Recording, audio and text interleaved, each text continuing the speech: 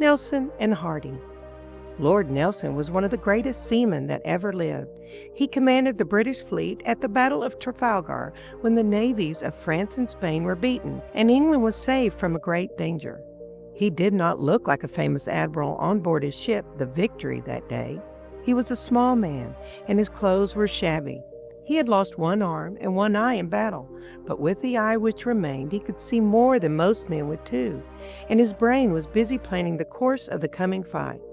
Just before it began, he went over his ship, giving orders to the crew and cheering them with kind words, which touched the hearts of the rough men who loved their leader and were proud of him. "England expects every man to do his duty," was the last message he sent them. Every man did his duty nobly that day, though the battle was fierce and long, but it was the last fight of the brave commander.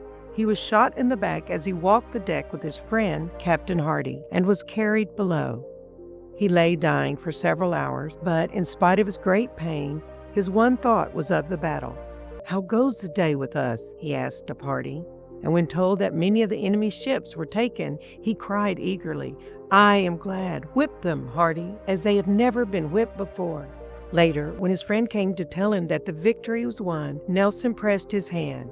"Goodbye, Hardy," said he. "I have done my duty, and I thank God for it." These were the last words of one of England's bravest sons.